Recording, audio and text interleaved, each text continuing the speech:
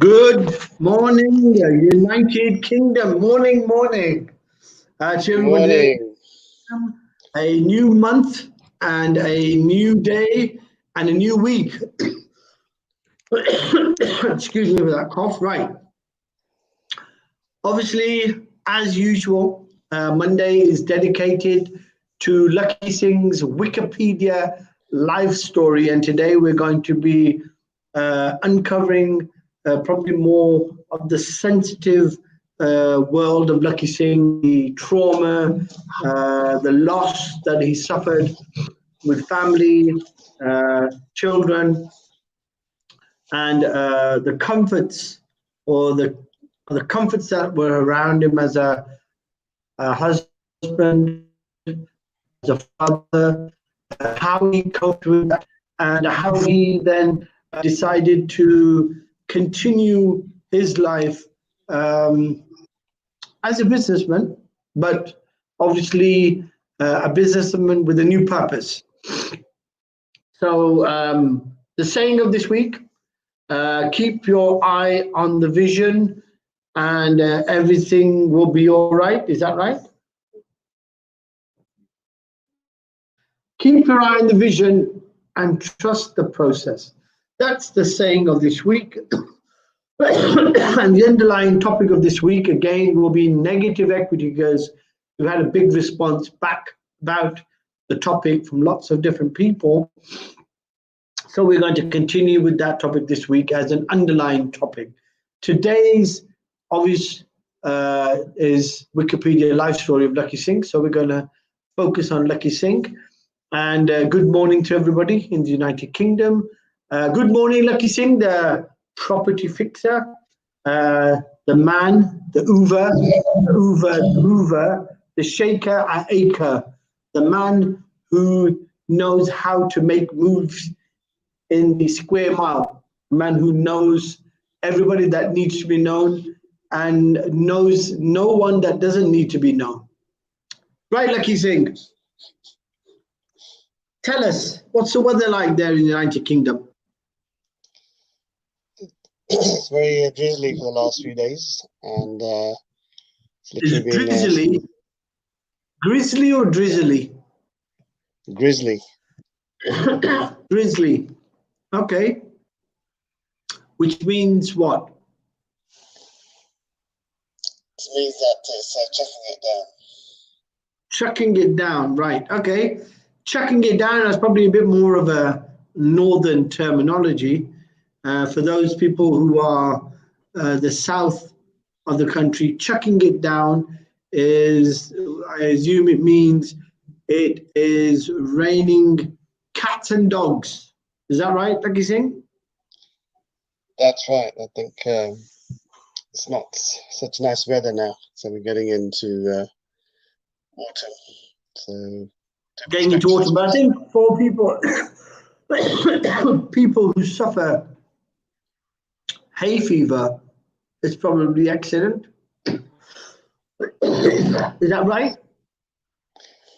Yep. I mean, I suffer quite a lot from hay fever myself. So mind you, hay fever normally sort of dies out around June time, but I think there Yeah. are different types of hay fever. So I think for some people it just continue all the way through up till autumn.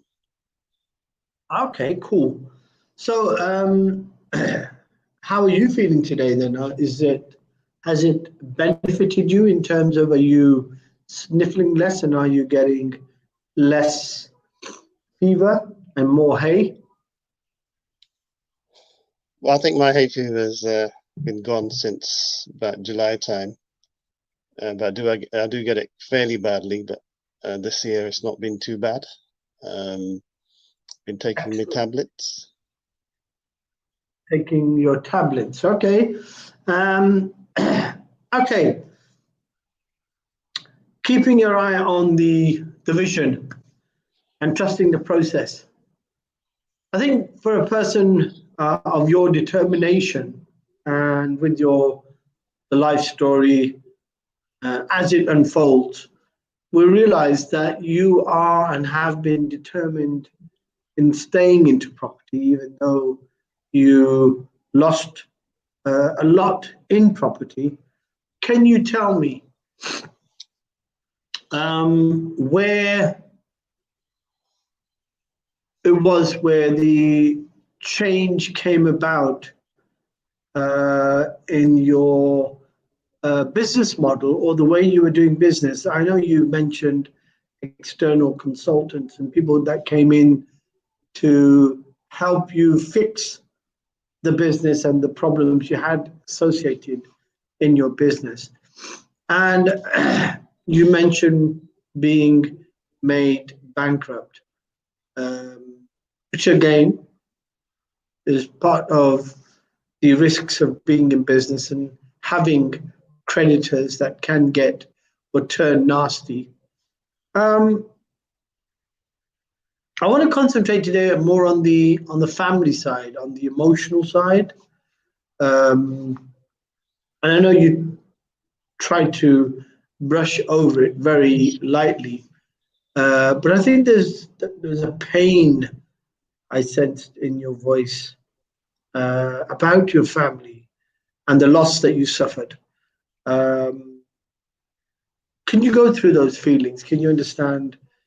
Go back and explain how it must have been realizing that your other half wasn't as supportive as you expected her to be, and that you weren't really being given a fair hearing from her and understanding. Rather, she was blaming you for matters that were beyond your control.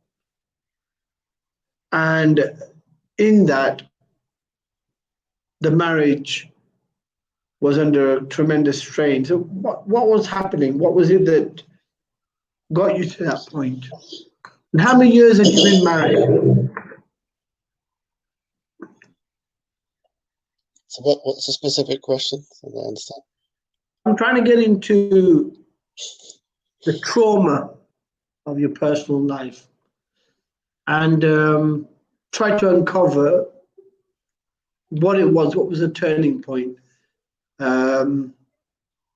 what made you decide that there wasn't a future, or was it that your wife decided that? What was it that made her feed off the problem as if you'd created it rather than you were a victim to the problem? So what was happening, through the trauma? I think there's probably like a deeper understanding of everything, I suppose. Everything is not based upon one little thing. I think it's probably based on lots of different types of things. So I think the issue probably stems down to, I think our lifestyle was probably focused on keeping up with the Joneses. And I think that's probably where the fundamental issue lies. I think once you're trying to keep up with the Joneses and then all of a sudden you can't keep up with the Joneses, you can see really where you are compared to other people. And I think a lot of the circle of friends that I had were very sort of aspirational, let's say.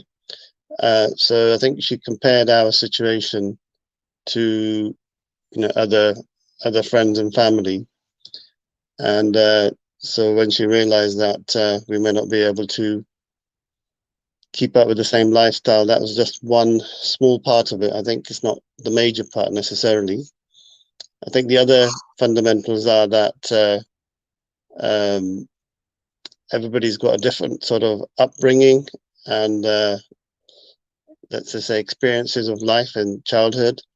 So her experiences were a lot more around, I think she wasn't probably as close to her family.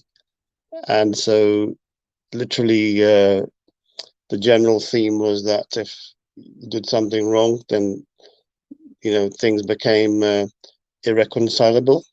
So if you've got that sort of upbringing, these are more the roots as to why things may go wrong. It may not be necessarily the looming bankruptcy or the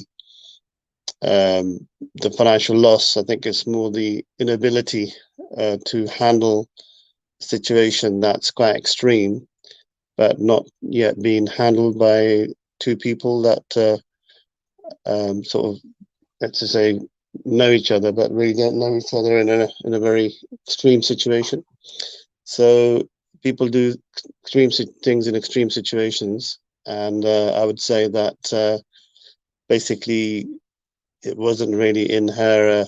She didn't have the ability or the aptitude to handle something in her mind that was so big. That was the second thing, and the third thing is that I'm more of an entrepreneur and a risk taker, you could say, in business, and we're quite different in that sense. She's not really a risk taker.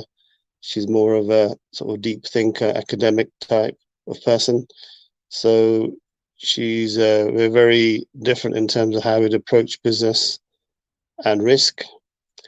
And then I think at a emotional level, she was more easily led by people around her, and a lot of our circle was very much focused on, like I said, keeping up with the Joneses. So when this happened, there wasn't any real support apart from my family.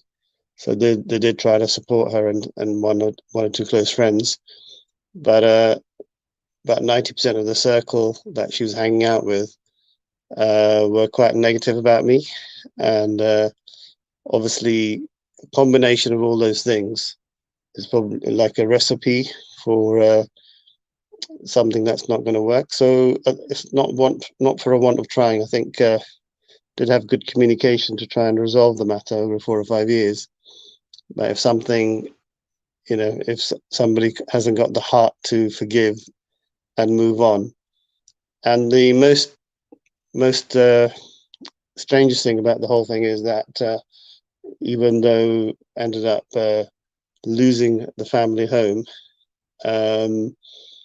went through a repossession type issue with the bank over a couple of years because of the bankruptcy. We actually ended up getting a bigger, better house closer to the schools we wanted. And so technically we're in a better position from a schooling point of view. And also in terms of square footage, the house was a lot bigger and easier to maintain. So it's quite funny what, how do you say, the psychology behind a person when it comes to difficult situations. Not everybody can handle pressure and stress. And I think maybe I am probably better at handling stress and pressure. And I think she wasn't able to handle it, and she wasn't able to prepare to communicate and work together in a way to be able to take us through the journey of such a massive issue in her mind. But in the reality of it is that it wasn't as big as she may have thought. Okay, so it's quite interesting. How many years were you married for, Lakhi Singh?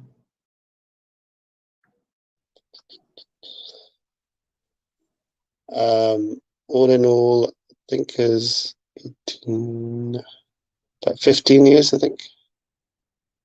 Does it still give you emotional stress to think about it or to revisit those feelings?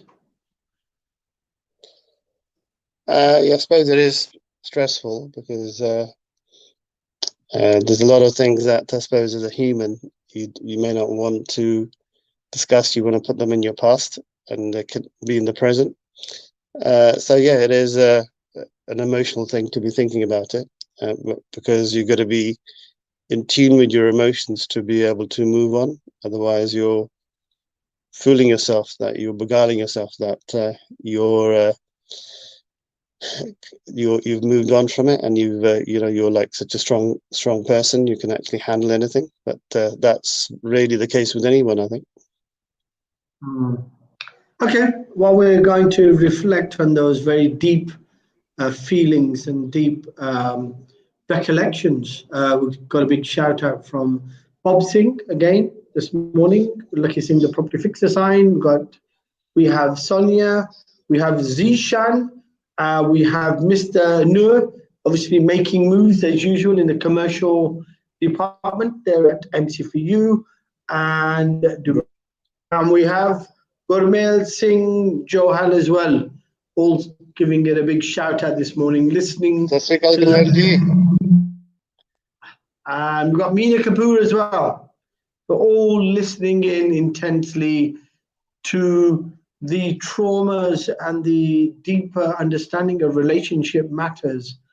So you've got a partner, a wife, who possibly isn't seeing eye to eye or is not able to handle the stresses that you're able to handle.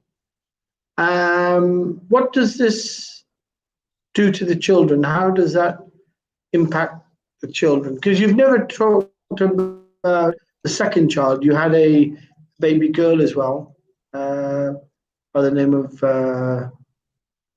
Aisha. Isha, that's right. Isha. So, what type of impact did you see that have on the children? Were the children affected, or did you find there was no difference? Did you have to go through a relearning with the children, or how was it? I think there's definitely a short-term impact on the children, where obviously when we had to tell them they're quite small. So that was probably one of the toughest things, sort of making them aware of what's going on. Excuse me. I think that's them remembering me. As I say in Punjabi.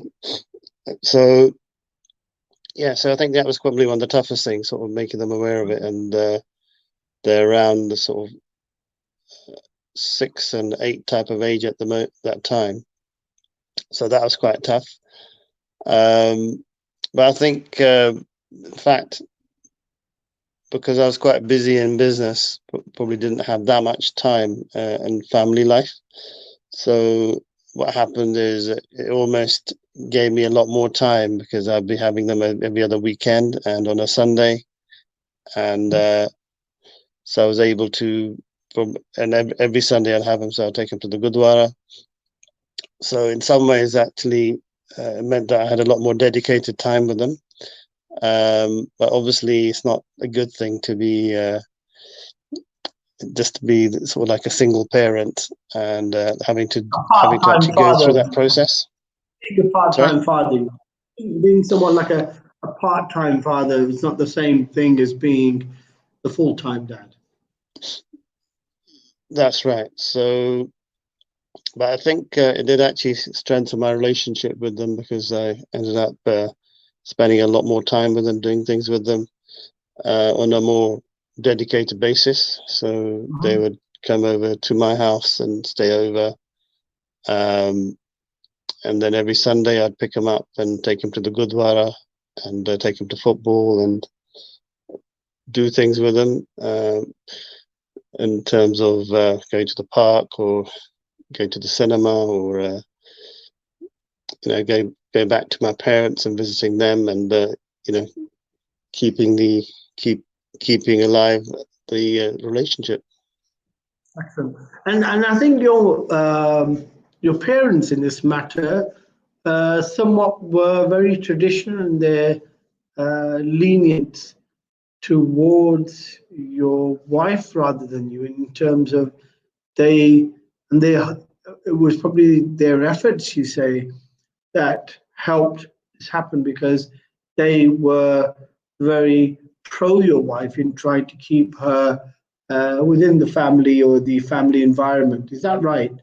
And how did that help? Do you think that was an advantage to have parents who were very loving and who gave her more respect in terms of once you did decide to break up? Because that could be traumatic for them as well, being that they would have found it very difficult to bear with, knowing that their child was breaking up with his wife and having to live a new life. Did that work? Was there any issues in that? How did that pan out? I think my parents are just very loving people, and I think they from the beginning they tried to be supportive. I think because I'm married to an Italian lady who's obviously a different culture, different language, but I think they embraced it, which is not very common in the Sikh culture anyway. So I think they were already quite empathetic in terms of letting her into the family, and I think what's helped is that they kept a sort of strong relationship with her. I mean, they were concerned that if things got quite, let's just say, very estranged, she may feel lonely in the UK and want to go back with the children. And I think they felt that that wouldn't really be a good thing for me or for her necessarily. So I think they did what they could to just be accommodating and try to be, well, if anything, they would take her side more than mine, which is fine, because it just made her feel a lot more welcome into the family. Excellent. Excellent. So we've got a shout out from Mr. Vikram, who obviously says it takes a lot of courage, Lakhi, to come out with these feelings, and obviously shout out great admiration for the fact you got the courage. And we've also got one from Sonia, who says very emotive. So excellent in terms of being able to let out your feelings first thing on Monday morning to start this week. And I think it's good to clean out the closet. So what happened, being as you are, a bit of a smoocher, a bit of a mover and a shaker of the financial world in the city, knowing how to say the right things to the ladies. What happened then? Did you get back into relationships again? Did you take a bit of a holiday away from new relationships? Are you a strong person? Did you say, well, that's it, I've just got to now buckle down and wait for the right person? What happened then, Lakhi? Were you, as it would be, relationship hopping? Or were you very strong and decided that, no, you need to find somebody who's a bit more stronger maybe? And did you feel that the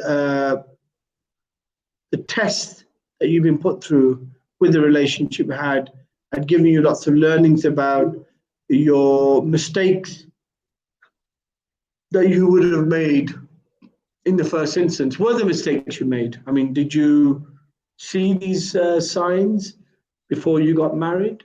Did you know clearly who you were marrying? Did you find before you were getting married that these weaknesses were there already, and that they came out again with the excuse of bankruptcy? Where were you? What was happening? Well, what happened is, first point is, what happened in terms of how did we separate. So basically, we weren't really talking for about a year leading up to I think around 2013. So we thought, okay, well, it's not really working, although we've been trying for about the last 6-7 years, ever since the bankruptcy. So we mutually decided to separate, and then we broke it to the children. And so I think we were separated for about a year anyway, because we're living in the same house, but we weren't talking. We're in separate rooms. So I would say that it was a bit easier to, let's just say, then move on from there and meet new people. but that year was quite tough because I'd be sort of praying to God every day, saying, look, what is it that, what's the answer to this? But couldn't really find any signs about how to solve a problem like that. So I think had to actually make quite a difficult decision. So between the two of us, we made that decision. Sorry, did you actually? I think. Sorry. Was it an announcement? What happened? Was it both of you sat down and just said, right, okay, let's agree to go our separate ways or have a break from each other? I mean, you're saying 1 year in the same house, not really talking to each other. It's a very difficult situation to be on with a person who has an emotional side, a softer person. How did that come about? Was it you saying to your wife, look, probably need to go our separate ways, or we need to separate for a few weeks or months, or was it her saying something to you? How did it happen? Was it a shock? I think leading up to the year of not really speaking was about 2-3 years. We had various parents, my brother, including another close friend, coming and actually acting as an arbitrator, getting me to apologize for whatever happened. So trying all the usual things that close people would do to try and be helpful in that situation, but none of it really helped. In fact, it seemed to make things worse because she seemed to think that I wasn't really taking the whole problem of what happened seriously enough and wasn't really able to let it go. So I think everything came to head in my mind about after a year of not really having any real communication. It's almost being with the children, but not really talking to them. We're not really talking to each other, but we're in the same room, which is not really pleasant for anybody, really. So I think at that point, I just said it's not really working. We need to talk. We need to make a decision about how we deal with this. You took the sort of like the initiative to try and talk to her. That's right. I just said it's not really worth it anymore. So let's agree on because we've already tried for the last 4 or 5 years in our best endeavors to make the relationship work. And if you can't forgive it, so the question I sort of asked is, do you love me still? And she said no. I said, okay, well, do you? This has just come back to me now. So, do you still see a future together? She said no.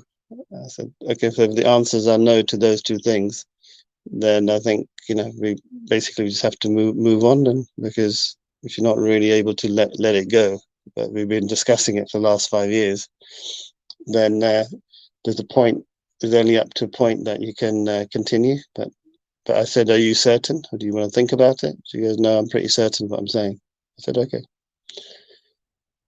So that made it a bit easier, because had she said something like, well, I might have it in my heart to still love you and be with you, then that would be different. But those words weren't discussed. But a year worth of hardly any communication sort of made it pretty clear anyway. But wanted to have it out and have a discussion around it rather than non-communication. It's interesting. I mean, you've got so much knowledge when it comes to business. You've very focused in those areas. A keen man when it comes to numbers and keeping your eye on numbers. Which is what you expect of every businessman. Very good at his accounting practices, good at his bottom line, keeping an eye and being very creative when it comes to business and the metamorphosis of business, adjusting and changing ever flexibly within the environment. And because you've developed in the last 15, 16 years a model that was structured around the downturn itself and maybe this impending interest rate hike. What have you learned from the personal side, from the emotional side? What are the learnings that you're taking away? Are relationships, what are they based on? What is it that you find the main thing I learned is relationships are that based on? Are they wrongly based? Are they wrongly structured? Was it a mistake that you made at the beginning, at the middle, at the end? Where? Why did money have an effect on the relationship when ultimately money is I an don't think object? there's such thing as a mistake. I think what's written for you is what's written for you. So I don't really have any regrets about anything, to be honest, because then if I had that, then I'd be stuck in the past somehow. But I think the learning is you gotta trust your intuition, and I think prior to getting married, we did have a discussion around relationships, whether the marriage could last, hitting any problems, as one does maybe when you are looking to get hitched up. And the main point that came out was, are you, what sort of relationship do you have with your family? And one of the things I realized that the relationship, my ex-wife now, without prying into her personal information or making it public, wasn't really on a strong foundation without going into her personal information.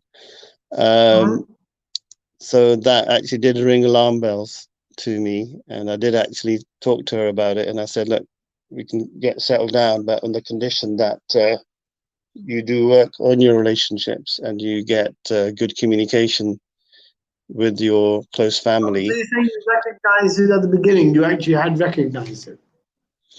Yeah, I did, because I'm quite intuitive, so I picked up on it.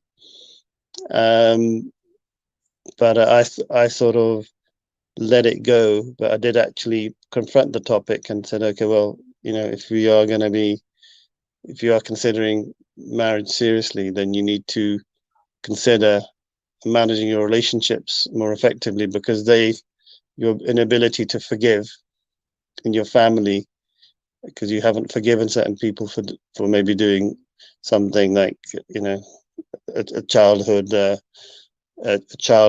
trauma or something, where parents have told her off for something about something and she hadn't forgiven them. So that's really gonna carry. Sorry. What you're saying is she had childhood trauma from before, say, for being chastised about something, and she'd not forgiven her parents for her things that happened in her childhood, and she was still carrying those things forward. Is that what you're saying? Yeah, I mean that's the gist of it, because I don't really want to be opening up the personal conversations I had many years ago about her in particular. So I think that would be a bit unfair. So just to keep it very general, yep, there was a issue there that she hadn't sort of confronted it. So during the time of the marriage, I did actually support her, encourage her to try and go back, forgive and forget, and reconcile any of those ill feelings or things that she had in her heart, which was probably holding her back. Mm-hmm. Okay, so that's interesting. Sheds a lot of light on you yourself, that you are very intuitive, and yet you can move forward with open arms and with a sense of positivity to expect the best of people. Is that what you're generally saying happened? Yeah, I think everything sort of felt good. We had a good vibe together. So I don't know. I think when you're a bit younger, you I've been a huge optimist as well, very enthusiastic. So a lot of energy. I'm sort of not the type of person to see the bad in bad in anybody really, and I'm quite a forgiving person as well. So I'd probably just say so. Based upon that, it wasn't difficult to sort of let go whatever her personal issues were, and really be supportive of them rather than, because if you're going to be settling down, I think your love's got to be unconditional, not on the condition of something. Otherwise, so that's my thinking. Whether it's flawed or not, I don't know. What you're saying, part of the Lakhi Singh ethos, being faithful. It's very important in a relationship. Yeah, faithfulness, also being 100% in terms of allowing somebody to be themselves. If they're not themselves, then it's, you got to accept people for their imperfections as well, because nobody's perfect. I'm sure everybody's got some sort of flaw. Either it's some people got anger management issues, some people get easily depressed about small things, other people overthink things too much. So everybody's got their own characteristics, but learning to accept them and also supporting people to become their best is the bit that you've got to be. So I think giving in a relationship is more important than what you can get, I think, is my opinion. Okay, so what happens next, Lakhi Singh? You've obviously made a very important decision. You've asked very poignant questions of your ex, and she's answered in a very, very specific, clear manner. What happens next? What do you decide? What are you doing? Are you just leaving? Are you administering the separation? Does it become acrimonious? Does it stay sort of in the realm of decency and um, somewhat respectful and mindful of each other? What happens? Well, What happens the next? family, the parents are quite worried, so they've helped her with some money, and then I started making sort of like a personal contribution, and also we sort of helped. My family helped her to get a flat nearby to the school, 2 minutes walk to the school, because she was near the school that she was at. So I think everything sort of was quite amicable for about a year and a half, and then what happened is we hit a bit of a brick wall, because I think there's 3 things that triggered it. For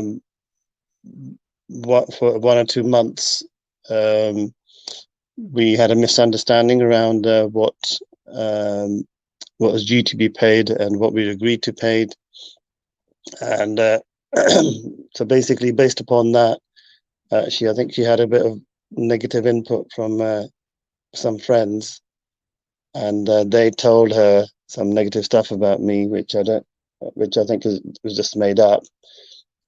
And then rather than do anything on a friendly basis, as we'd agreed, she decided to take everything to court, because she started making accusations about me and my integrity, around faithfulness, to make that an issue, which wasn't true.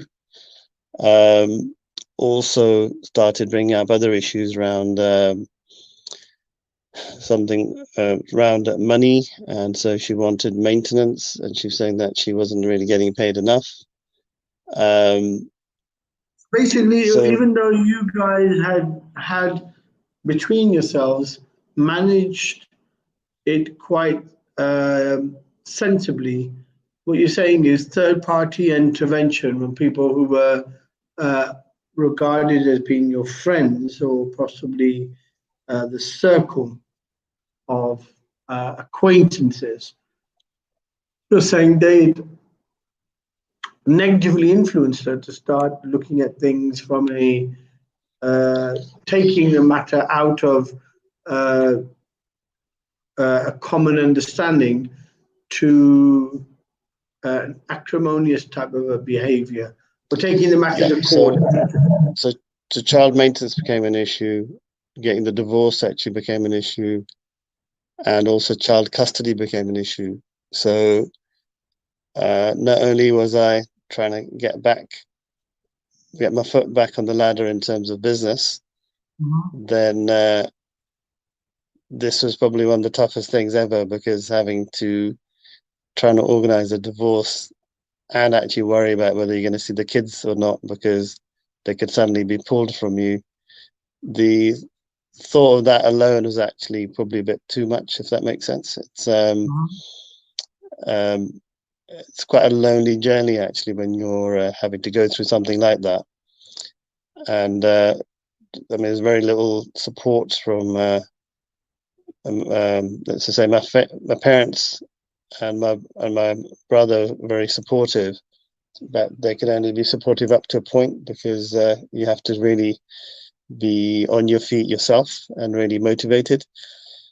So if anything, that was probably one of the toughest things I had to go through. And when I was going through those things, a lot of people turned up in court with her, which I'd never expect as well. So some of those things alone were quite difficult, because some people I was regarded as family members. Attended certain court hearings, like on the child custody side. So I think that, to be honest, all of that was quite a traumatic thing. So business, in my view, is really simple, and I enjoy it. But having to deal with quite traumatic things which affect your relationship with your children, that's probably the most difficult thing I think a person can go through. Luckily, for the custody, although it was quite long and drawn out over a couple of years, and lots of information which wasn't correct, because it became quite acrimonious in terms of presentation of information. It was like completely made up, half of it. So somehow it's very frustrating to see how somebody you've been living with, sharing life with, who should know you from your essence, so that person should know whether you are who you say you are and what you are, whether you have the element of loyalty in you or not, and whether you have the tendency to be unfaithful or not. How that person would then decide to use the system to create lies. Were any of those things ever proven in court? Any of those things that were said, were there ever proven? And were they used? Or are they actually do they have any foundation when it comes to the family courts? Or is it just a bunch of mirch and masala, as you can say, put in front of the court, front of the judge, literally to convince the judge that he should award that which the lady wife is asking for? How did it? Definitely mirch masala, but I don't really want to talk about it too much, but it sort of brings back bad memories. But I would say that the funniest thing about all of this, for those of you out there, is that whatever we'd agreed in the beginning to do anyway is what the outcome of the court was anyway. But it just got dragged out.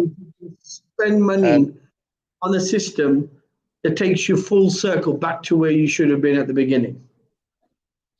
That's right. That's right. Astounding, amazing. Anyhow, tomorrow we also, just to change the flavor a bit, because I think it's become a bit somber talking about stressful things with you, Lakhi Singh, being it that you are the property fixer, but having gone through these traumas, I assume you're quite complete in fixing people in all aspects of their lives, so even on the personal side. Have you, in your experiences, and I'll ask you this question, you can answer it after we give a shout out to Bob. We've got Bob Singh coming in tomorrow. Big shout out to Bob Singh to be coming out tomorrow. And on Wednesday, we have Mr. Mohsin Ravanjani, sorry, or Savanjani. It's Ravanjani. We have him coming in. Ravjani, that's right. Ravjani. We have him coming in on Wednesday. So we'll have them as guest speakers talking to us about their various business interests and what they do. Bob Singh being a senior, matured mortgage broker, who's going to give us lots of input about what he thinks is happening in the mortgage market and in the financial market as a whole. Yeah, Lakhi Singh. So you obviously had something happen to you that is common to a lot of people that you've come across as clients, I believe. So a lot of clients you came across had similar problems, property related, but there was a stress on the relationship. What is the commonality in these issues? Why is property the make and the break of a human relationship? How does bricks and mortar come in between a husband and a wife, or a boyfriend and a girlfriend, and cohabitees, or whatever you want to call them? Why does bricks and mortar affect people so much? I think there's fundamental differences between men and women. Men are from Mars and women are from Venus type situation. And what tends to happen is that you get a lot of differences because of the nature of humans. Generally speaking, not always the case, but women tend to be the nurturers, and they're looking after the children. They're, if anything that affects a nest egg, which is the shelter, if that's affected, then they, it's a hunter-gatherer type situation. They don't think the man can hunt well enough to actually work with them. So it goes back to sort of your natural human instinct. So if you're not necessarily like the best of hunter-gatherers, even though commitments being made at a verbal human level, the natural instincts kick in for, let's just say, men and women in terms of fight or flight. And when extreme or difficult situations occur, they will turn to what's natural to them. They're not necessarily turn to what's logical or rational, or thinking about long term, or what love really is. So all these sort of things go out the window. Well, has love really got anything to do with it? That's the question. I've got Sonia Lambert says she's had similar experiences with close family members. So I think she can relate to your feelings, the emotions you've gone through. And a Lavanjani, I think, a new member to Lavanya, that's right. She's also listening in from her page. Big shout out to her as well. Yeah, Lakhi. So, question is, what is it? What is it about men and women, if they are from Mars and Venus? So what? What is it about the relationship and its commonalities across lots of clients you must have come across had the same issue? What was it? Well, the common issue is that one person is really worried about everything, about losing everything, and the other person is possibly keen on finding a solution. So you get quite a lot of differences of opinion. And if they're not really thinking at a business level, and they're thinking at an aspirational level, and they're both out of sync, then normally it does actually lead to a lot of, let's just say, strange behavior. from the two parties. So we've probably seen nearly every type of situation occur where husband and wife, boyfriend and girlfriend, they've fallen out over something, whether it's the property or well, it's normally around the finances, around the business. So they've, the business has not gone well for some reason, or the property has gone into negative equity, or they've got poor cash flow. And I think a lot of it is that if they're not really working in sync or as a team together, then they can't really solve the problem because they need to make a decision together. But if the solution is to take a decision about what to do that's going to solve the problem, they can't make the decision together, that's actually going to solve the problem, then that leads to lots of bitterness because there's repercussions. And the repercussions normally are on their family home or on their investments or on the ability to pay for their, day-to-day living. So, but it's interesting I can't you really... said there was a group, you had a community or a sort of like a circle of people around you who were keeping up with the Joneses. Isn't keeping up with the Joneses itself not really healthy in its essence? I mean, would you create relationships with people or friends who were purely materialistic based? I mean, isn't that the problem behind bad relationships and people who are misguiding your wife? Yeah, I think it's definitely a bad thing. But what happens is there's lots of, let's just say, consumeristic, materialistic advantages and that are at play. So it's a sort of like a competition to see who's got the biggest car, who's got the biggest house, who's got the best ability to organize a party or something. So there's a little bit of that sort of thing going on. But I probably was quite oblivious to it because I was just thought friends are friends and didn't really think much of it.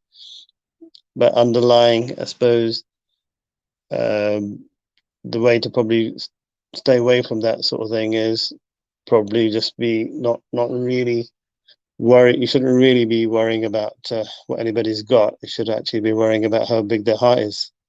So somebody could have nothing and they could be a beggar in the street, but they may be the best of people because they're going to be real with you. They're going to be who they are, and they may be more giving than you can ever be. So I think there's a story I was reading about a man who basically lives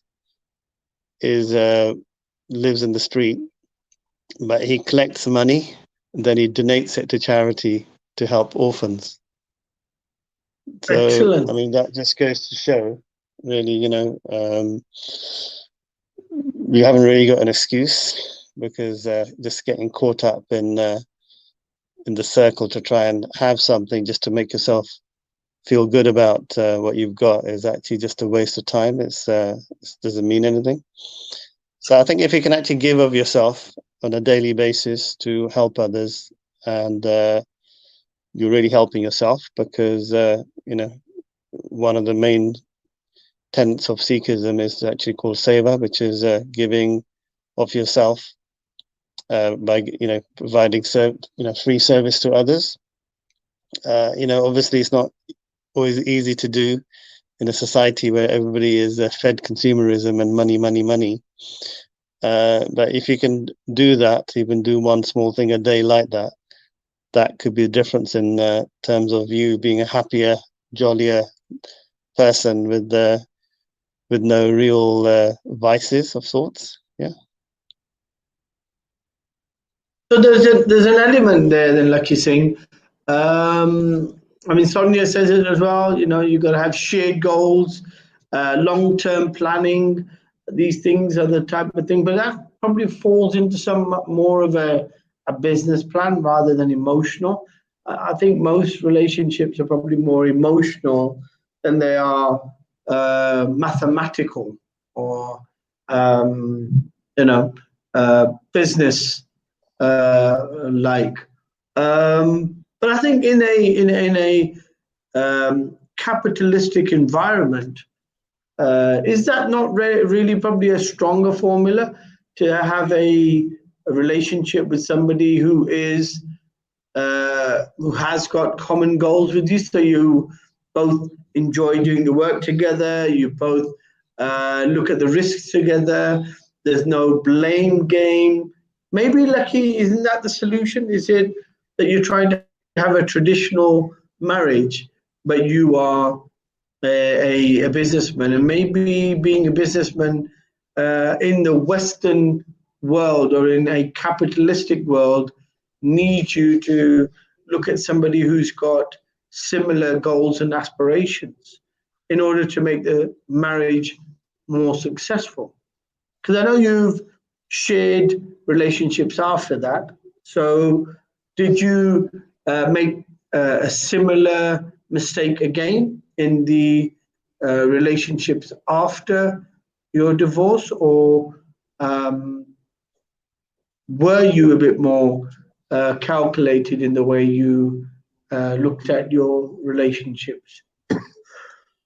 I think, like anybody, I think not having been in a sort of, let's say, in a relationship for quite a few years leading up to the divorce, you basically, I would say that you become a bit, well, you're not very experienced in the dating side of it, first of all. So, and it's very difficult to sort of find your feet when you're going through something quite traumatic. So I don't think any sort of relationship that I've had has really been sort of really thought through at that level. It's been really just, how do you say, I've probably fallen into relationships rather than planned them. So you can't really plan relationships either. But I haven't really prioritized that as a huge priority in some ways, but it's been more something that's just happened.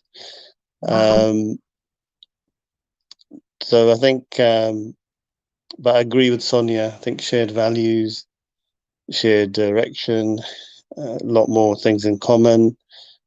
These sort of are probably a good recipe for actually creating something that's going to be very, workable. Probably more in the capitalistic environment, I would say. If you were back in India or into more ethnic environments, it probably would have remained quite basic, where you're the hunter-gatherer and the lady wife is at home, and it works perfectly fine. There's nothing wrong with it. It's a good formula. But I think in a capitalistic environment, maybe a lot of families or relationships, maybe you have to sit back and look at that essence of common goals in relationships, maybe that being the formula to success. So we're in the last few minutes. Karen Williams obviously gives you a bit of advice to do something charitable every day. It's good and something that's spiritual in your nurturing. And obviously she gives a big shout out to you, Lakhi Singh, in your heart. She's probably feeling the warmth and the human side of you. A lot of people seem to feel you're very business-like, very shrewd in the way you deal and handle people. But it's good that we're getting into the softer side of you. So in the last few minutes, summarize, Lakhi Singh, what you've got. You've got another 10 seconds left. Where do you think the future lies when it comes to relationships? Well, that would be telling. But I think I've got a lot out of this conversation from Sonia. So I think I'm learning from her. So I think it's got to be finding something somebody with shared values, somebody that's going to be heading in the same direction. But I think I've got a lot to learn still, because you know, you can never really know enough when it comes to being effective in a relationship. Okay, so there we have it. Lakhi Singh, the property fixer. I've now made it more of an advanced, so I do it in 2 bits. The property fixer, Monday morning, drive time, Wikipedia live story. We will see you tomorrow, 8 a.m. to 9 a.m. with Mr. Bob Singh, a senior seasoned broker in the mortgage world. And we'll talk to him, obviously, around the topics for this week. Lovely speaking to you, Lakhi Singh. See you tomorrow morning. Take care. Property fixer.